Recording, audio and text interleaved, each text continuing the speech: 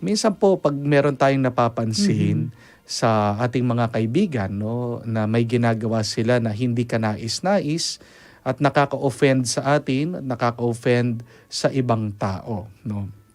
Una, tanungin natin ang ating sarili, no. Pag ba sasabihin ko ito sa kanya, saan ba nanggagaling? Ano ba yung motivation ko? Kung sasabihin ko ito para lang mapahiya siya, para lang maramdaman ko that I am better than her, then don't, no? So, look at your intention first, no? Before confronting that person and before pointing out the mistake of that person, no? So, yun po, napakahalaga po nun, no?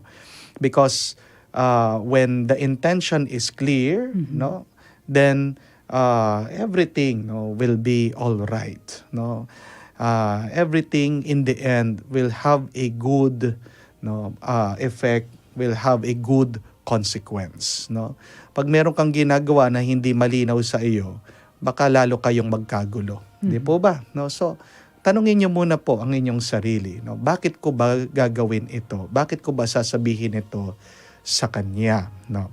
And then secondly, remember that advice that I always give in the homily: all truth is good, but not all truth is good to say. Di ba? No? Lahat po ay mabuti, no? Pero hindi naman lahat ay mabuting sabihin. Mabuti na napapansin mo, siyempre napapahiya yung tao, no? Napakaraming nakakapansin, pinag-uusapan siya behind her back, di ba? Well, kung ilalagay mo ang iyong sarili doon sa pwesto niya, anong mararamdaman mo, di ba? Baka masaktan din siya na ikaw pala na kaibigan niya, pinagkakatiwalaan ka niya, alam mo na pala na pinag-uusapan siya, pinagtatawanan siya, pero wala kang ginawa, no, para tulungan siya na magbago, no. So, pag sinabi mo, pag kinonfront mo siya, pag nagkita kayo, no, sana doon sa mabuting paraan, 'di ba? No? Mabuti naman na sabihin mo sa kanya na pag kumakain ka, parang napakasagwa dahil na walang finesse, no? At nandidiri yung mga ibang tao, 'di ba? Sasabihin mo, pag kumakain ka, no, para kang baboy. No? 'Di ba? Ang sakit po do sa tao, 'di ba? No? It's how you say it. It's how you say it, no? Yes, Father. Nasa paraan po kung paano nyo sabihin o sabihan yung tao, di ba?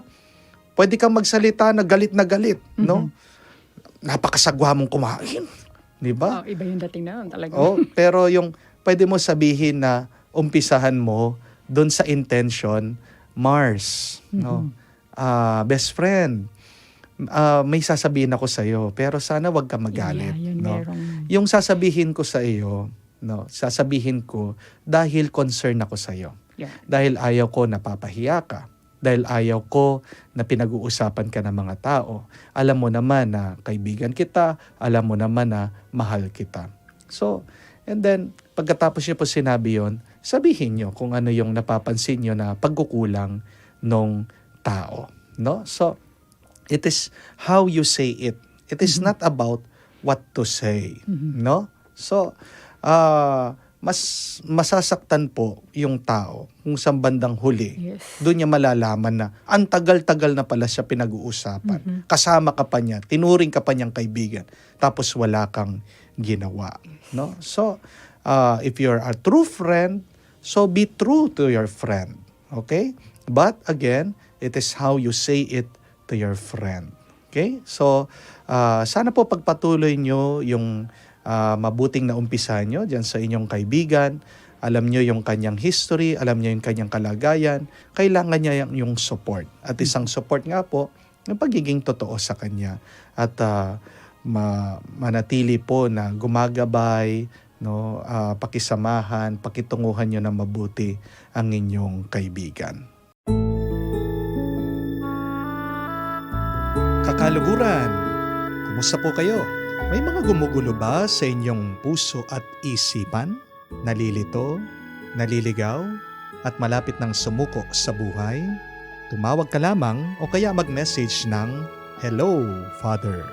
Ako po ang iyong host, Si Reverend Father Joel Jomar Sospigatus ang sasagot sa inyong mga katanungan sa buhay sa tulong ng gabay ng Banal na Espiritu sa pamamagitan ng programang Hello, Father. Ito po ay tuwing Lunes, alas 12 ng tanghali hanggang 1:00 ng hapon. Dito lamang sa DWBL 91.9 Bright FM. Feel at home tayo dito. Enjoy life at Bright FM 91.9. Friends tayo.